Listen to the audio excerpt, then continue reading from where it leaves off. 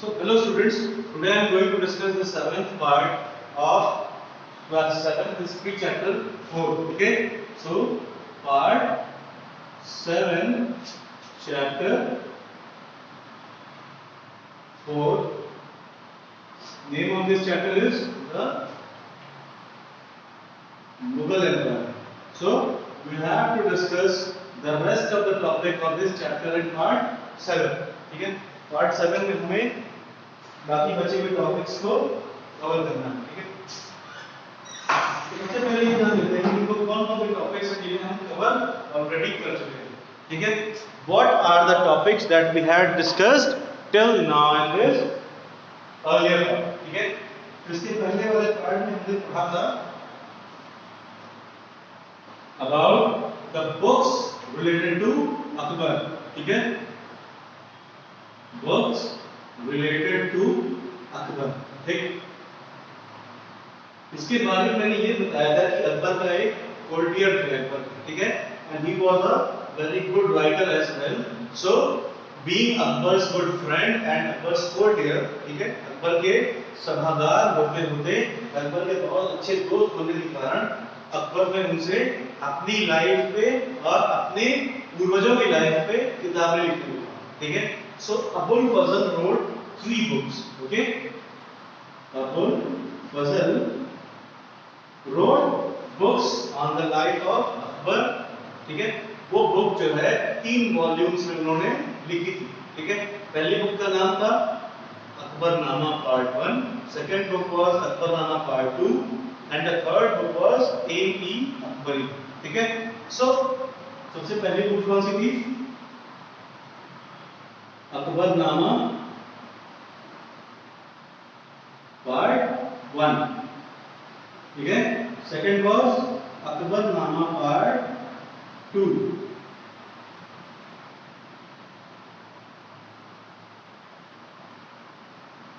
ठीक है. इसके बाद आई तीसरी बुक जिसका नाम था A.E. अकबरी. ये थी 3 बुक्स जो कि अबुल फजल ने अकबर की लाइफ पे या मुगल्स की लाइफ पे लिखी थी. ठीक है. So now we are going to discuss what these 3 books tell us about. ठीक है. इन 3 किताबों से हमें क्या पता चलता है इसके बारे में हमने इन दोनों के बारे में डिस्कस कर लिया है. हमें इसके बारे में डिस्कस करना है. But let us revise that what we had studied about Akbarnama part 1 and part 2. ठीक है. हमने पार्ट 1 और पार्ट 2 के बारे में पढ़ लिया है. बट एक बार और देखते हैं कि इसमें क्या क्या चीजें लिखी हुई है. Because it is not possible to start A.E. Akbari or the third volume without knowing about first and the second part. Okay. So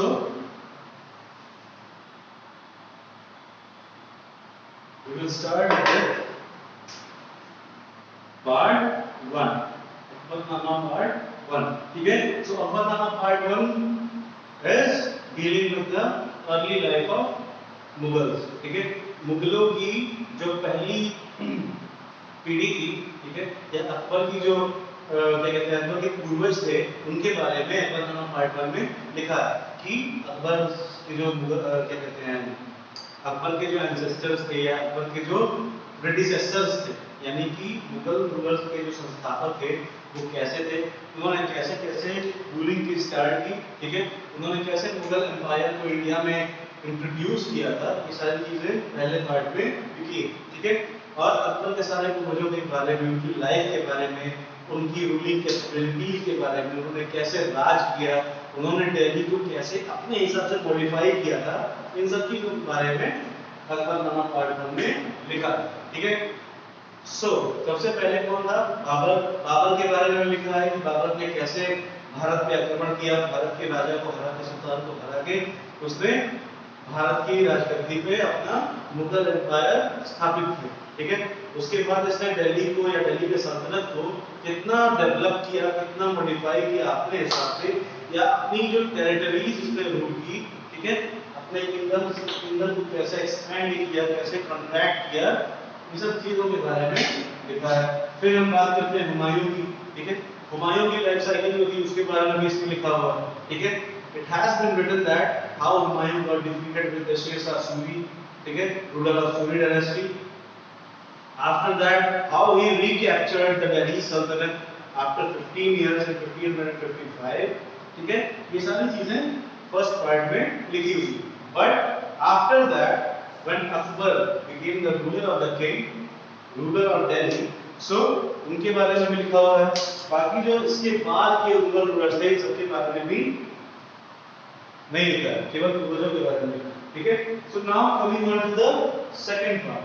ठीक है, सेकंड पार्ट में लिखा है about the life of Akbar. Life of Akbar. ठीक है, बचपन से लेकर के अकबर की डेथ तक. ठीक है, क्या क्या चीजें अकबर के साथ हुई, कौन कौन सी घटनाएं घटी, अकबर ने क्या क्या चीजें की अपने रूलिंग लाइफ में, ये सारी चीजें अकबरनामा पार्ट 2 में लिस्टेड.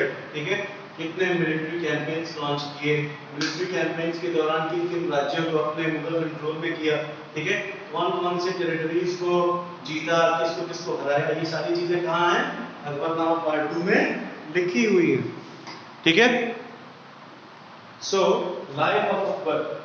फिर अकबर ने कौन कौन सी पॉलिसीज लॉन्च की थी अपने किंगडम में. ठीक है, पॉलिसीज लॉन्च करने के साथ साथ कौन सी जो रूलिंग स्ट्रेटजी थी जो अकबर फॉलो करता था. ठीक है, ये सारी चीजें अकबरनामा पार्ट 2 में लिखी हुई. ठीक है. So what we got to know that Akbarnama part 2 deals with the predecessors और the rulers, early rulers of Mughal empire. ठीक है, मुगल एम्पायर के शुरुआत के जो रूलर्स थे उनकी लाइफ से ये जुड़ा हुआ है. ठीक है. But when we talk about Akbarnama Part 2, it deals with the life of Akbar.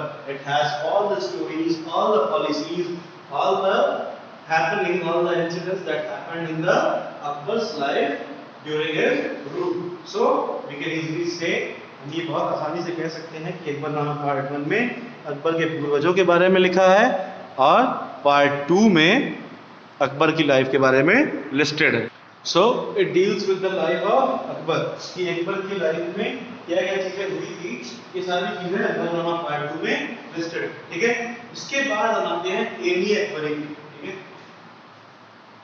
इसके बाद आते हैं the third volume of Abul Fazal साहब.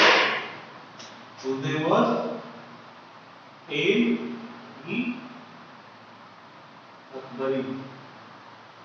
ठीक है, A.E. अकबरी ये क्या चीजें लिखी हुई है, ये चीजें हमें जाननी है.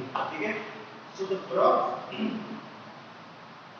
third volume is A.E. Akbari. It deals with the Akbar's administrations, household, army, and the revenues and geography of his empire. It also provides rich details about the tradition and the culture of the people living in India. The most interesting aspect about the A.E. Akbari is its rich statistical details about things such as diamonds, crop, yield, prices, wages, and revenue. ठीक है. So basically A.E. Akbari में क्या चीजें listed है. सबसे पहले the policies. सबसे first thing जो है वो रूलिंग स्ट्रेटजीज. ठीक है. सेकंड थिंग, इसके बाद पहले देख देता हूँ फिर बाद में ये करके समझाता हूँ. ठीक है. Ruling strategy. Second thing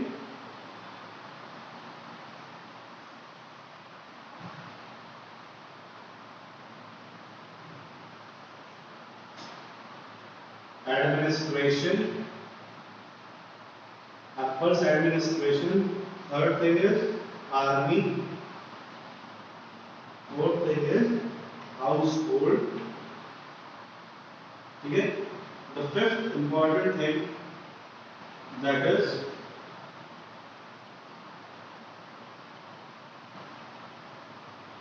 administrative rules. Sixth is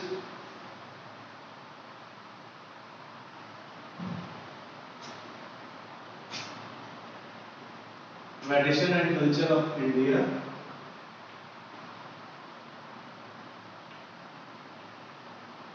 ठीक है. Seventh one is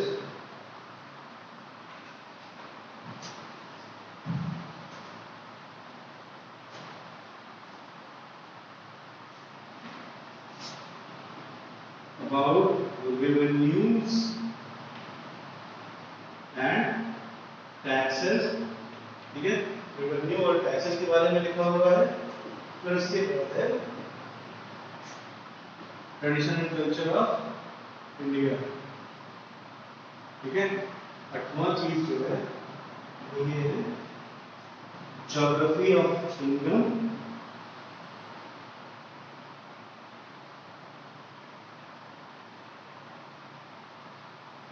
ठीक है, 9th one is statistical details.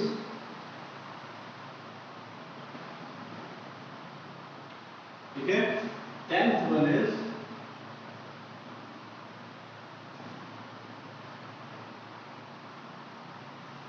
related to this, and it's about information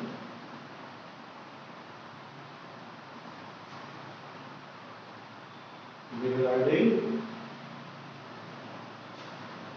land, kingdom, crops, yields। ठीक है, crops, yields, prices,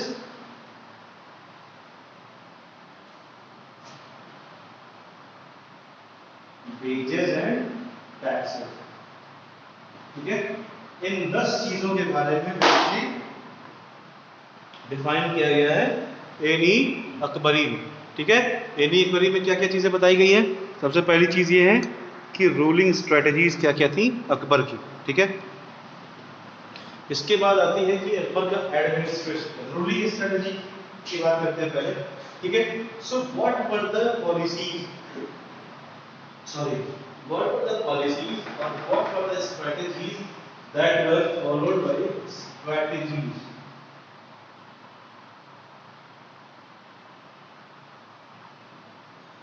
ठीक है, रूलिंग स्ट्रेटजीज क्या कहती है, कैसे वो किसी किंगडम को अपने अंडर में ले आता था, वो कौन से स्टेप्स थे जो अकबर ने लिए थे किसी भी किंगडम को कब्जा करने के लिए या उसको मुगल कंट्रोल के अंदर में करने के लिए। ये सारी चीजें जिसमें लिस्टेड है रूलिंग स्ट्रेटजीज। ठीक है, सो रूलिंग स्ट्रेटजी का मतलब क्या होता है? बेसिकली वो स्टेप्स या वो डिसीजंस जो दूसरे किंगडम के लिए लिए जाते हैं रूलिंग किंगडम के द्वारा। ठीक है, अगर कोई किंगडम है वो एक किंगडम के अंडर में काम कर रहा है, ठीक है, काम कर रहा है या फिर उसके अंडर में उसके नियमों को फॉलो कर रहा है। ठीक है, so just to make the control और to maintain the control over that kingdom. ठीक है, जो डिसीजंस या जो भी रूल्स फॉलो किए जाते हैं रूलिंग किंगडम के द्वारा। ठीक है, जैसे कि मान लेते हैं कि अगर कोई किंगडम है मेवाड़, ठीक है, तो Mewar is under control of Mughal empire, so the strategies are the rules और the regulations that are kept on Mewar to maintain its control, to maintain the Mughal control on Mewar. ठीक है, यानी कि अकबर ने कौन कौन से ऐसे स्टेप्स लिए ताकि जो किंगडम उसके अंडर में है वो उनके ऊपर अपना कंट्रोल बनाए रखे। ठीक है, अपना कंट्रोल मेंटेन रखे। So these are called the ruling strategies. ठीक है, second thing is administration. Administration का मतलब क्या होता है? How to manage all the kingdoms. ठीक है, किसी भी किंगडम को मैनेज कैसे करना है, किसी भी किंगडम की चीजों के ऊपर ध्यान कैसे देना है, ये सारी चीजें होती हैं एडमिनिस्ट्रेशन के अंदर। ठीक है, एडमिनिस्ट्रेशन का मतलब होता है to keep an eye on the manager things. ठीक है, managing all the things of a kingdom. ठीक है, पूरे भी किंगडम पे। ठीक है, अगर एक राज्य है तो उस राज्य के अंदर में आने वाले हर छोटे छोटे राज्यों के ऊपर नजर रखना। ठीक है, कि किस राज्य से कितना रेवेन्यू का कलेक्शन हुआ, उस कलेक्शन का पैसा जो है वो किस चीज में खर्चा होगा, इन हर चीजों को मैनेज करना, मीटिंग्स को मैनेज करना, किस राज्य में किस टाइम पे कहां जाना है। These all things come into administration. ठीक है, so administration skills were also very good at that time. ठीक है, so administration के बारे में किसने लिखा है? एनी अकबरी ने। ठीक है, इसके बाद आते हैं हम थर्ड थिंग पे, वो है आर्मी। ठीक है, सो मुगलों की जो सेना थी, ठीक है, अकबर के टाइम पे वो कितनी बड़ी कितनी घटी। ठीक है, उसमें कितने वेपन्स को इंट्रोड्यूस किया गया, कितने टाइप्स ऑफ जो आर्मी के मेंबर्स हैं, ठीक है, या जो सोल्जर्स हैं वो इंट्रोड्यूस किए गए। ये सारी चीजें जो ये सारी इंफॉर्मेशंस हैं, ठीक है, ये भी एनी अकबरी में लिखी हुई है। ठीक है, सो बेसिकली आर्मी के बारे में क्या लिखा होगा? कि जो पहले के मुगल रूलर्स थे उनके कंपैरिजन में अगर हम अकबर की बात करते हैं तो आर्मी के फील्ड में कितना डेवलपमेंट हुआ, ठीक है, these all things are listed in any Akbari, ठीक है, आर्मी सेक्शन में ये सारी चीजें लिखी, ठीक है। फिर आता है house hold.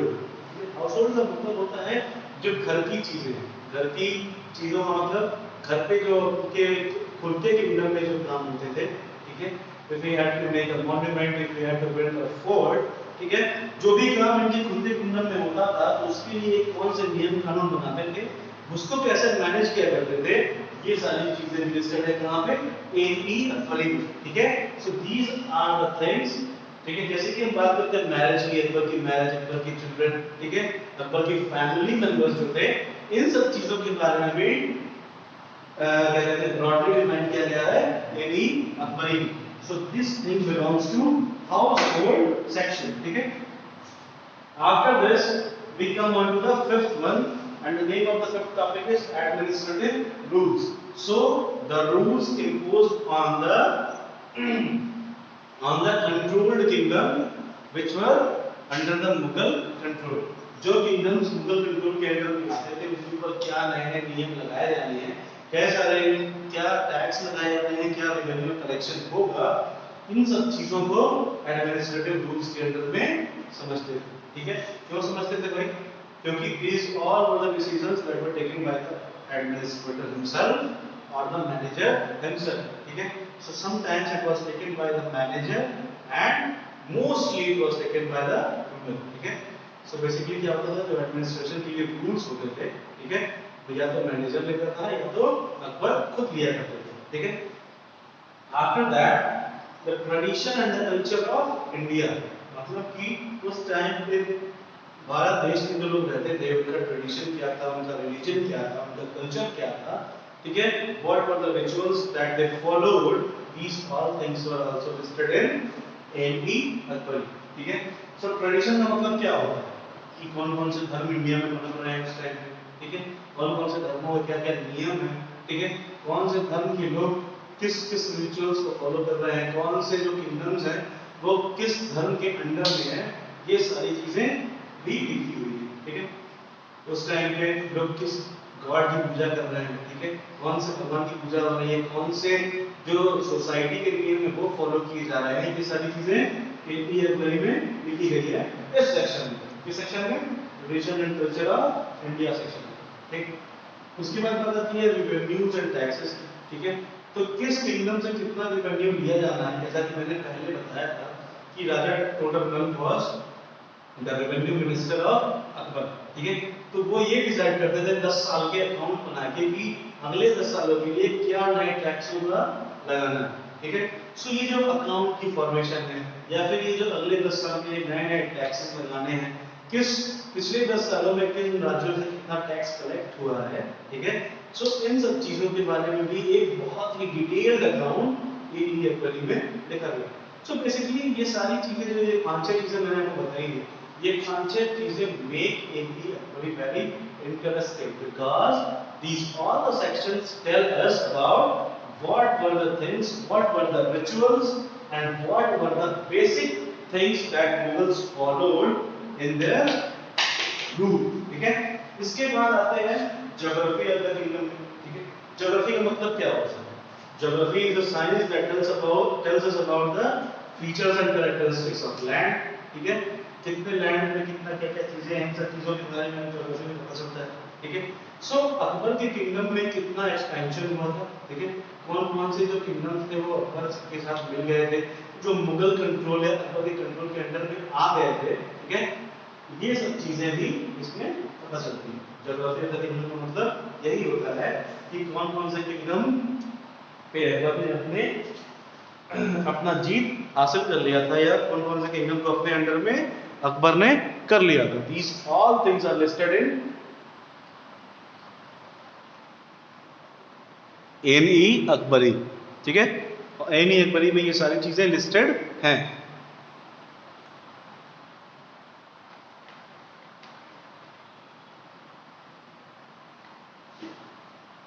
So any Akbari के ज्योग्राफिकल सेक्शन के बाद आता है स्टैटिस्टिकल डिटेल्स, ठीक है। स्टैटिस्टिकल डिटेल्स का मतलब क्या होता है? स्टैटिस्टिकल डिटेल का मतलब होता है न्यूमेरिक डिटेल्स, ठीक है। न्यूमेरिक का मतलब नंबर्स के फॉर्म में, ठीक है, ये डिटेल्स लिखी जाती है कि कितना केजी, कितना टन, ठीक है, किस चीज का कल्टीवेशन हुआ, ठीक है, कितने अमाउंट में मनी कलेक्ट हो गई, किस राज्य से आया है, ये सारी चीजें भी डिस्कस की जाती है। So the 10th point is also related to the 9th topic, and the statistical details were about information regarding land, kingdom, crops, yields, prices, wages and taxes, ठीक है। उस टाइम पे लैंड कैसा था, ठीक है, कितने दूर में मुगलों का कंट्रोल था लैंड पे, ठीक है, और लैंड की फर्टिलिटी कैसी थी, किस लैंड में कितना क्रॉप उगता था, इन सब चीजों के बारे में डिटेल लिखा था, ठीक है। उसके बाद किंगडम पे आता है, किंगडम कितने दूर तक फैला हुआ था, कितना वास्ट जो इम्पैक्ट था मुगल्स का वो किस किस किंगडम पे था, कौन कौन से किंगडम मुगल कंट्रोल के अंडर पे थे, ये सारी चीजें भी हमें पता चलती है इसमें एनियन बड़ी के स्टैटिस्टिकल सेक्शन में, ठीक है। फिर किस साल कितना क्रॉप का यील्ड हुआ है, क्रॉप का मतलब होता है कौन से जो ईटेबल्स हैं उनकी कितनी उपज हुई, ठीक है। यील्ड का मतलब होता है उपज या उपजाऊपन कितना है किस खेत का, किस लैंड का, इन सब चीजों के बारे में पता चलता था, ठीक है। फिर आते हैं प्राइसेस पे। प्राइसेस का मतलब क्या होता है कि किस चीज का कितना प्राइस उस टाइम पे हुआ करता था, इस चीज के बारे में भी लिखा है कहां पे, एनी अकबरी, ठीक है। फिर wages, what were the salaries that Akbar paid to his servants, to his army officials, to his soldiers. This is also written in any Akbari, okay. After that, what were the taxes that was allotted, so that was levied on the people, on the kingdoms? This is also mentioned in this category, ठीक है। इस category में ये भी चीजें लिखी हुई, ठीक है, अंडरस्टूड। इसके बाद आते हैं कि इंपॉर्टेंस क्या है इन सब चीजों की, ये हो गई एनी अकबरी के कंटेंट्स, एनी अकबरी में ये सब चीजें लिखी हुई। अब बात करते हैं अकबर की पॉलिसीज के बारे में, ठीक है, ये तो हो गई बुक, ठीक है। After that what were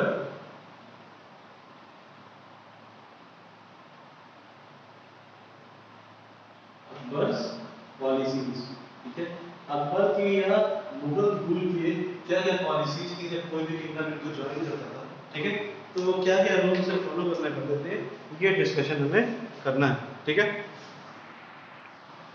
so now we are going to discuss about the policies that were followed by Akbar for better rule, ठीक है।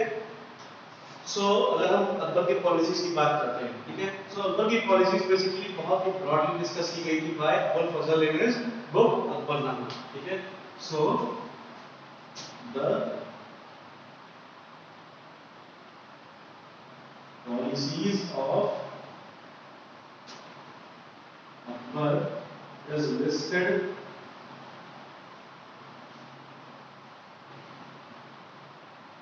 properly in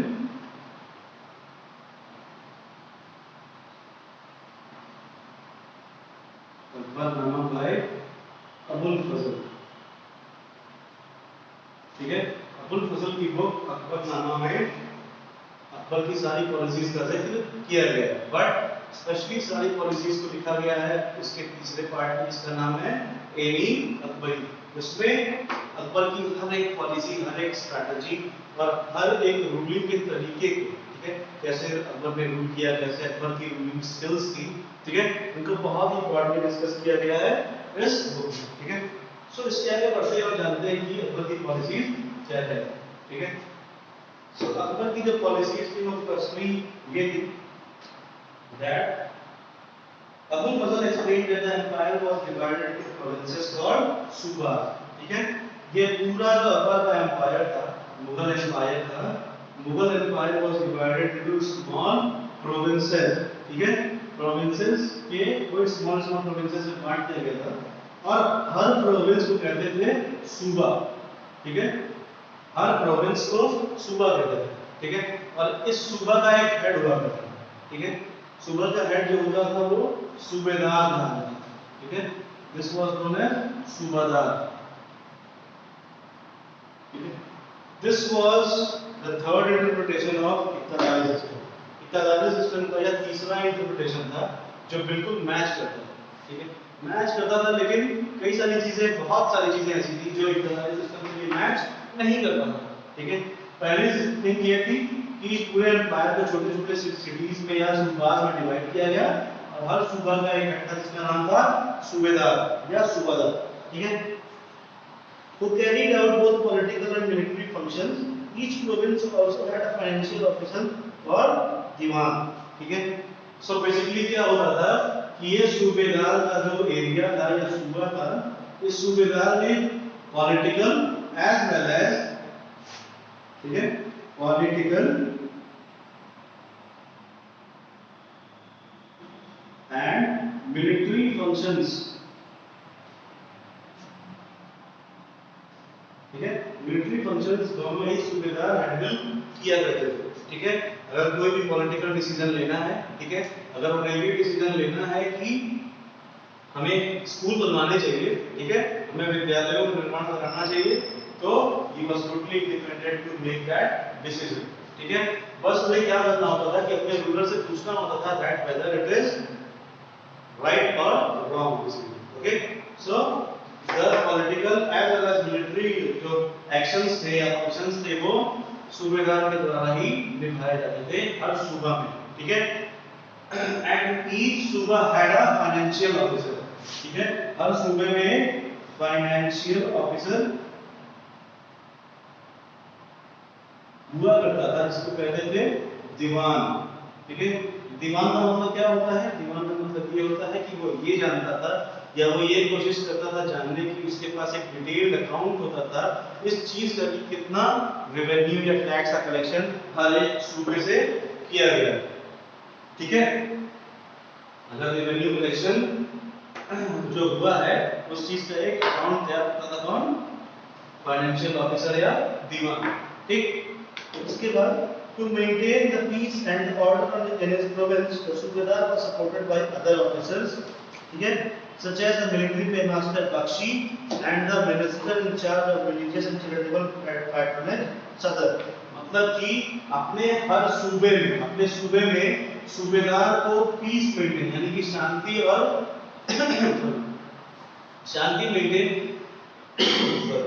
शांति मेंटेन करने के लिए बाकी अदर ऑफिसर्स से भी सपोर्ट मिलती थी. ठीक है, जैसे कि सबसे पहले आते थे मिलिट्री ऑफिसर्स. ठीक है, मिलिट्री ऑफिसर्स या फिर मिलिट्री पे मास्टर. ठीक है, military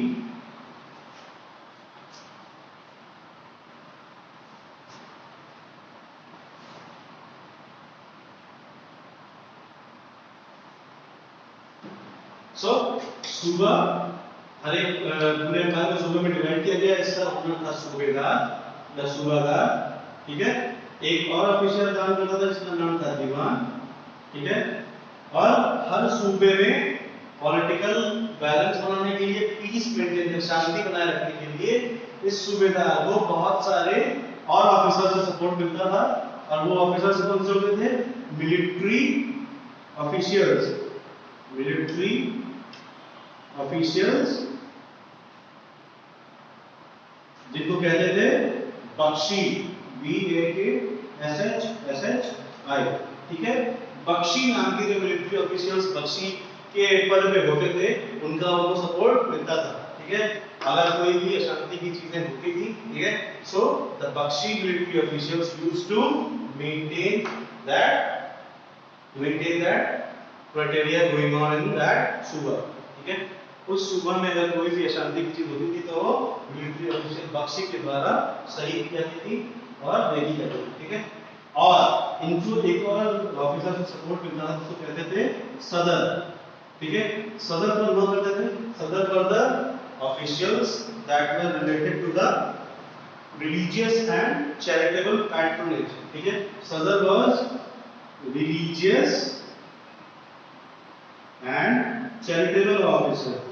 charitable officer. So subahdar को इन दो लोगों से बहुत ज्यादा सपोर्ट मिलता था। सूबे में शांति और पीस मेंटेन करने के लिए, ठीक है, शांति मेंटेन करने के लिए या फिर कोई झगड़ा मसला ना हो, इस वजह से ये दो लोग मिलकर सूबेदार को सपोर्ट किया करते थे, ठीक है। सूबेदार कौन था? सूबेदार was the highest authority in सूबा, ठीक है। कोई भी पॉलिटिकल या मिलिट्री की डिसीजंस लेने हैं या कोई फंक्शन कराना है, ठीक है, if he has to do any political or military function, then he is totally responsible for that. उसको ही डिसीजन लेना होता है कि सूबेदार सूबे में कौन कौन से फंक्शंस करेगा, ठीक है। After that military commanders and town police commander कोतवाल, ठीक है। इसके बाद बख्शी और सदर के बाद इन्हें दो और मिलिट्री ऑफिशियल्स का सपोर्ट मिलता था। एक तो होते थे फौजदार, ठीक है, highest military official, and after that कोतवाल, ठीक है। कोतवाल कौन होते थे? कोतवाल was the police officer of a town. Town में बहुत सारे सूबे आते थे, ठीक है, तो बहुत सारे सूबों में एक कोतवाल बनाया जाता था, ठीक है, जो कि कोतवाल सूबेदार की हेल्प करता था उसके सूबे में पीस मेंटेन करने के लिए या फिर शांति बनाए रखने के लिए। कोई भी बैलेंस होता है तो उसके लिए कोतवाल, फौजदार, बख्शी और सदर, ये चारों लोग मिलकर सूबेदार को सपोर्ट किया करते थे और सूबे में शांति बनाए रखने के लिए मदद किया करते थे, ठीक है। So after that this was the first thing, ये डिवीजन था पावर का जो कि अकबर के रूल में किया गया कि एक स्टेट में या एक किंगडम में ऐसे पावर का डिवीजन होता था, ठीक। So if you want to take screenshot, you can take screenshot of this policy that Akbar will use for power distribution. So now after this, I am going to discuss about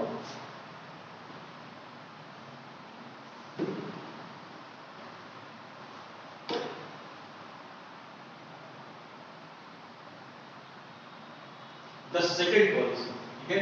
दूसरी policy की बात करते हैं या nobles की बात करते हैं। कौन हुआ करते थे ये? नोबल्स, ठीक है। नोबल्स बेसिकली होते थे अकबर के मंत्री, ठीक है, मंत्री या सभापति, ठीक है। वो क्या करते थे कि इनके ऊपर कई सारे सूबों की जिम्मेदारी सौंप दी जाती थी, ठीक है। तो वो सूबों में रहने वाले जो लोग होते थे, ठीक है, सूबेदारों के ऊपर की अथॉरिटी थे नोबल्स, ठीक है, और उनके ऊपर अकबर की सारी सेना का भार हुआ करता था।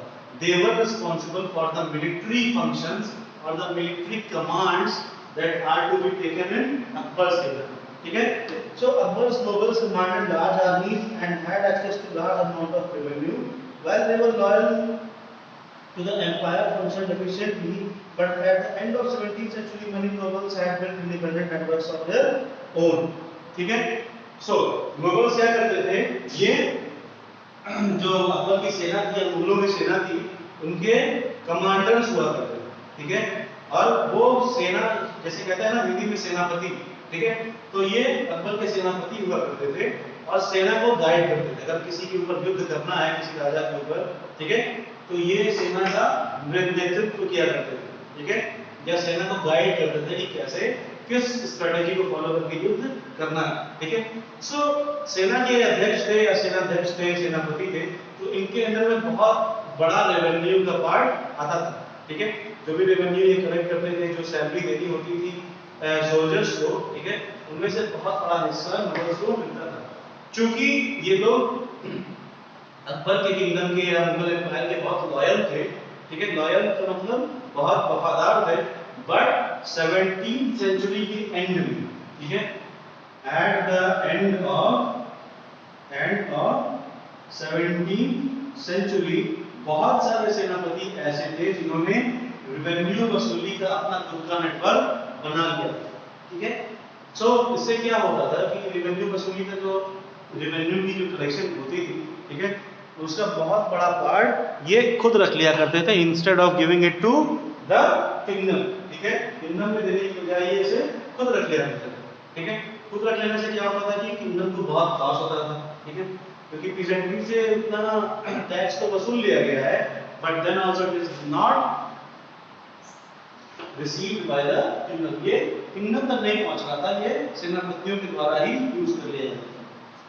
17वीं सेंचुरी के बाद जब ये अपने नेटवर्क्स को फॉर्मेशन कर लिए, ठीक है, तो इससे क्या हुआ कि अकबर का जो किंगडम था या मुगल एम्पायर था उस पर बहुत एडवर्स इफेक्ट पड़ा, ठीक है, क्योंकि पैसे की कमी होने लगी और ये जो क्या कहते हैं नोबल्स हुआ करते थे ये पावरफुल होने लगे, ठीक है, and this thing led to the unstability of Mughal empire. इससे जो मुगल एम्पायर का जो स्ट्रेंथ था वो वीक हो गया, ठीक।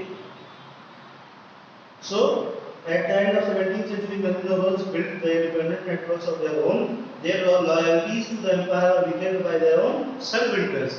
और ये जो nobles हुआ करते थे, ये अपने खुद के फायदे के लिए जो किंगडम थी उसे गद्दारी करने लगे और इससे क्या हुआ कि अकबर का जो किंगडम था उसमें वीकनेस आने लगा, ठीक।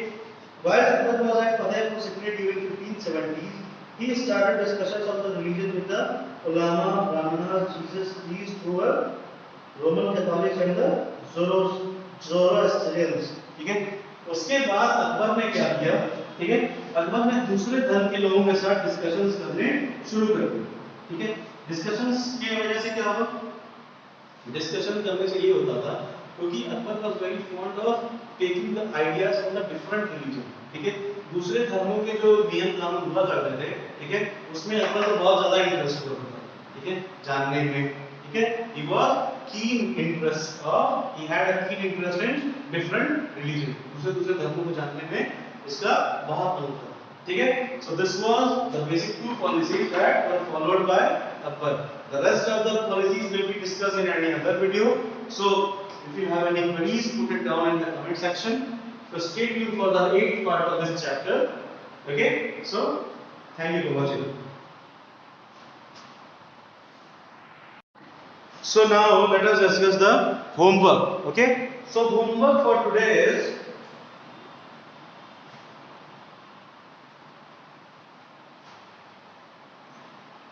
you have to find out the religions that existed during Akbar's reign, ठीक है, अकबर्स reign। जब अकबर दिल्ली सल्तनत पे राज करता था उस टाइम पे कितने सारे धर्म भारत देश में पाए जाते थे, this you have to make a list of, ठीक है, आपको इसका एक लिस्ट बनाना है and this is your homework for today. Okay, thank you once again for watching.